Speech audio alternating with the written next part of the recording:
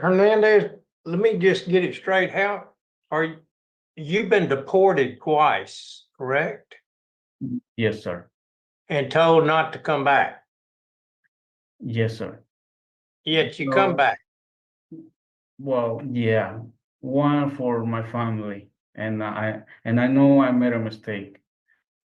Right. So you are here illegally, is that correct?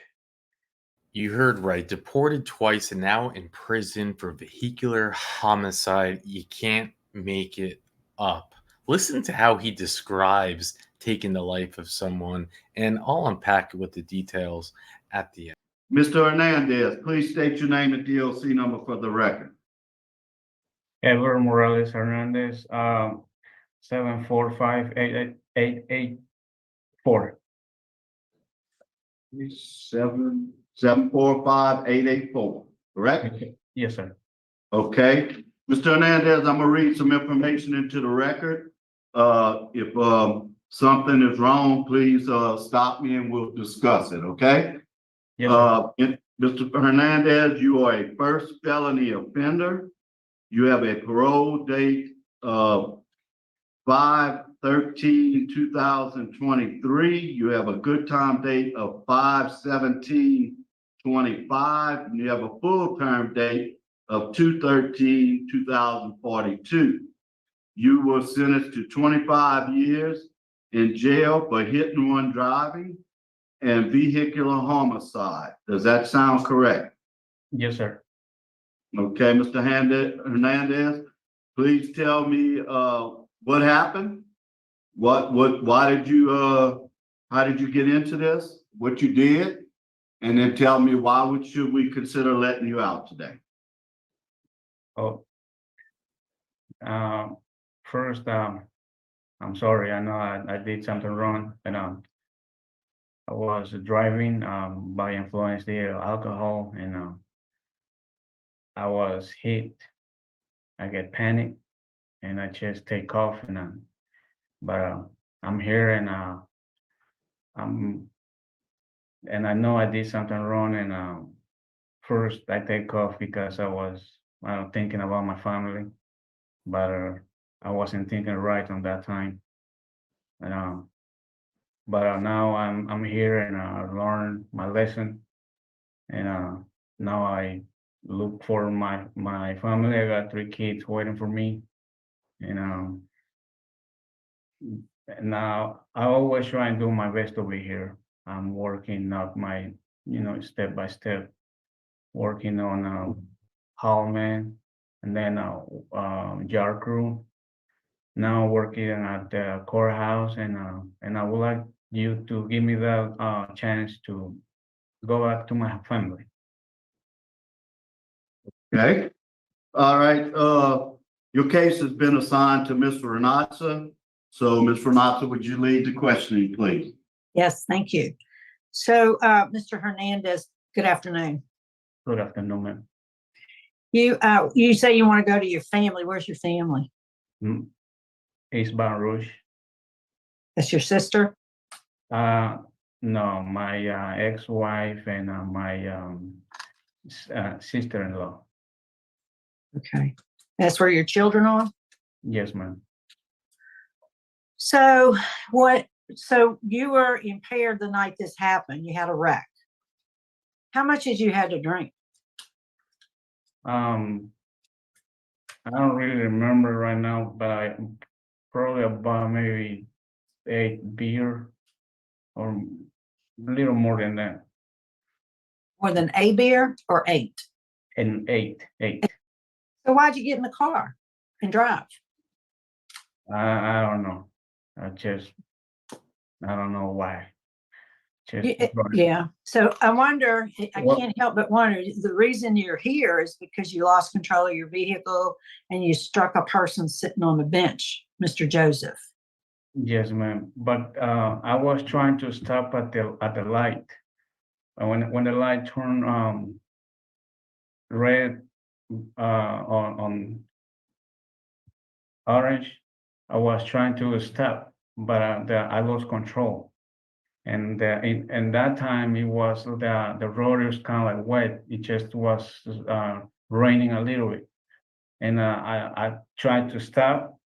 The car just slipped and I Right. control. Well, I think we've just established though that you shouldn't have been driving in the first place, right? And you have a previous DWI conviction in 2015. Yes, ma'am. So it makes me wonder between 2015 and the time this terrible accident happened, how many other times you got behind the car after you'd been drinking? I'm not asking the question, I can just assume because I'm sure there are other times. You have an ICE detainer, you're aware of that? No. You're No, not? ma'am. There is an ICE detainer, immigration detainer. Although I do see where you have been deported twice before and you end up back here. There is opposition to your early release. The district attorney is opposed based on that previous conviction also. There's law enforcement opposition and other opposition that's been expressed. I want to acknowledge that you did do victim accountability training. You've done the pre-release curriculum. What did you, if you could speak to the victim's family, Mr. Joseph's family, what would you say to them? I'm sorry for what I did.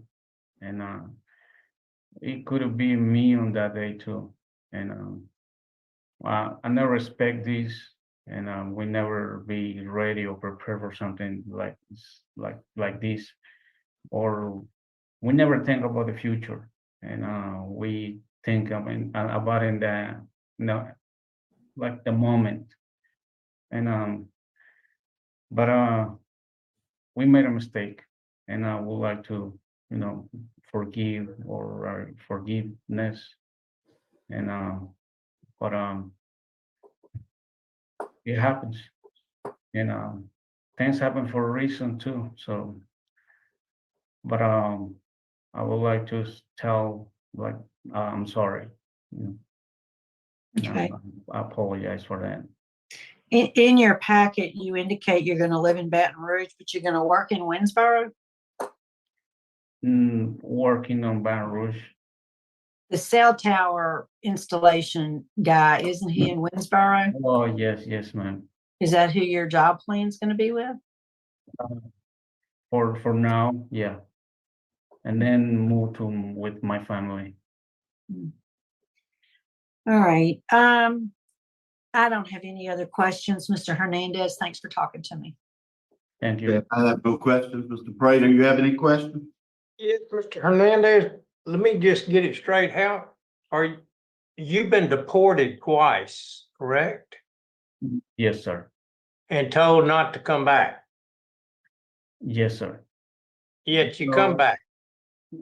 Well, yeah, one for my family, and I know I made a mistake.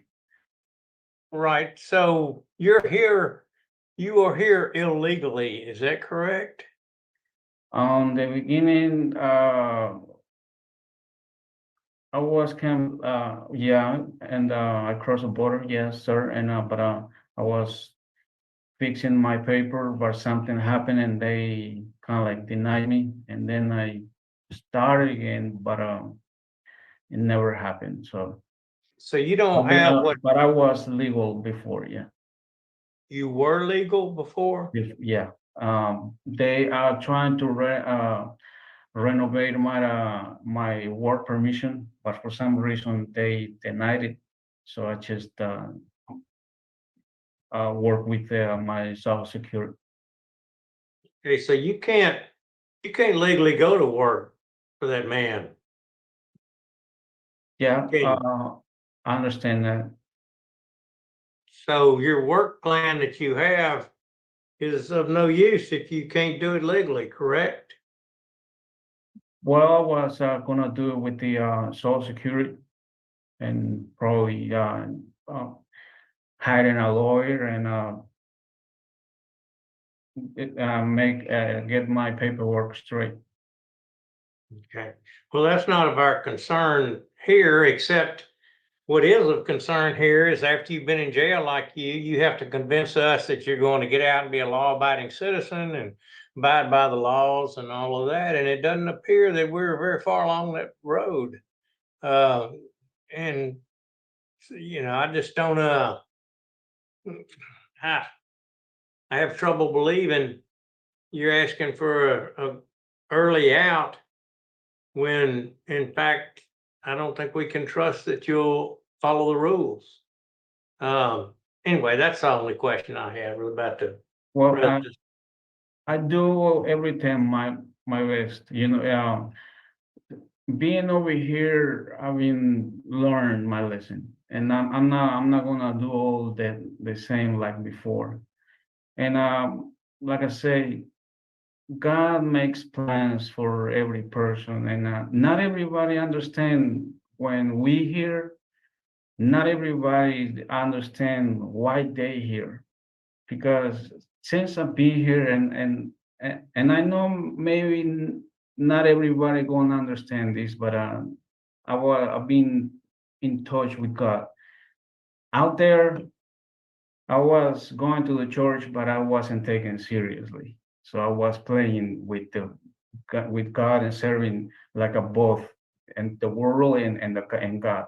But now being over here, reading the Bible more than twice and making Bible study, and even over here, I've been sharing Bible study with the inmates, and kind of like probably it's like a training or like a rehab for me through Yeah. all this time, and make me realize that I think there is a lot of promises that God is giving us, but we as a human we make mistake, and we weaken. We through the Bible, I know that there is one enemy and always trying to destroy human being, and me, personal, I always try my best.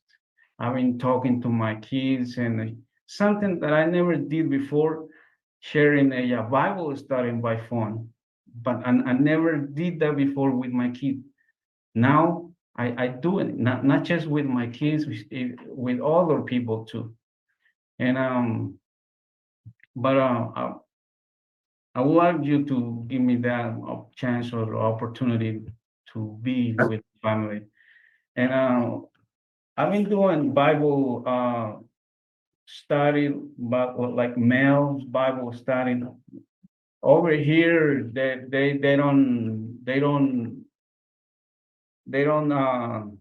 let us do it by mail because for what they have over here, what is going on. So, but I went in Baton Rouge, I was doing Bible study by mail, and I have a good points, the qualification, and I would like to get into like a Bible college or something like that, or Okay. getting better. Yes. all right. Well, I appreciate all that. And those are very meaningful and true words that you said. I appreciate that. Thank you, sir. All right, Ms. Renata, you ready to vote? I am. And Mr. Hernandez, thank you for that. It seems as though you have now found meaning in what you're doing. It seems to me that, you know, you've worked. I don't see any indication in the record that you've had any classes to address your substance abuse problem, the alcohol problem. You have an out date in May of next year. If there are any programs there, you have the opportunity to earn a little more good time credits. And I think, you know, maybe you're there for that reason, to share the Bible with those around you. So my vote today, based on the opposition that's been expressed, is to deny your parole. Okay, Brady. Concur, and I wish you well and continue your growth. Thank you. I concur with my fellow board members. Good luck to you, sir. Sounds like you're heading in the right direction. Thank you for your time. Appreciate it. Okay. And thank y'all for y'all hospitality at Franklin Parish. Franklin Parish.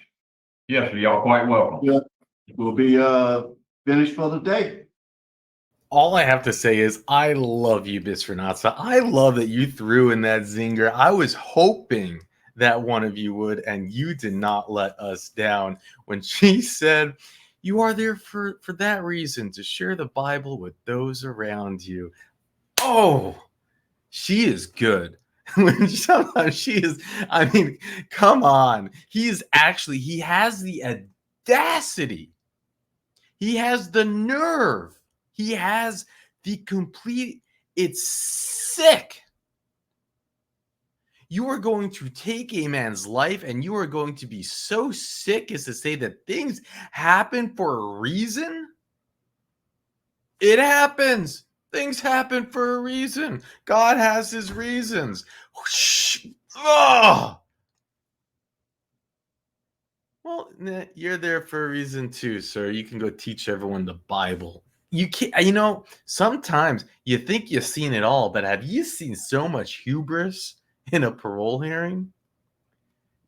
I don't know where the victim's family was. I don't know why, there's no DA. This is all new, right? This is all just things that we're accustomed to seeing. Let me read to you something from a Richard Found, because he killed a 29-year-old man waiting to get on a bus. November 19th, 2019, a drunk driver who plowed into a Baton Rouge bus stop last year killed a 29-year-old man. He was sentenced to 25 years in prison. Can you believe that just after 5 years he has a parole hearing? He pled guilty to vehicular homicide and hit and run. He got, by the way, it was 15 years for the killing the man and 10 years for the running. He had a blood alcohol content of 0.188 when he crashed his pickup into the bus stop on North Eugene Street. He then fled the scene. Let's see what else they write. This was like a newspaper article.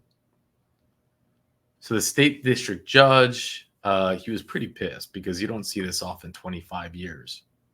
But also, a little bit of is it hypocrisy? Is that the right word? It's not the judge's fault because it's in the legislation, but it's they have like truth in sentencing where everyone's trying, well, not everyone, but they're trying to make it more obvious, because a lot of the sentencing, it's gimmicks, it's lies, it's tools used by the district attorney's office to fool the victims.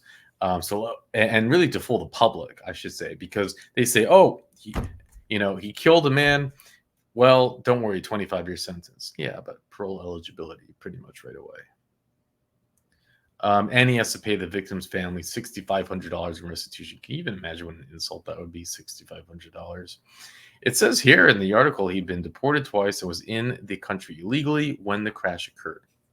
The judge said it was Hernandez's second drunk driving offense.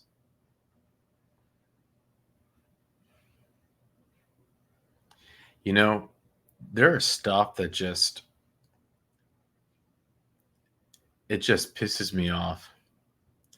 And we have covered many hearings for those who are in the country illegally and who do the worst crimes.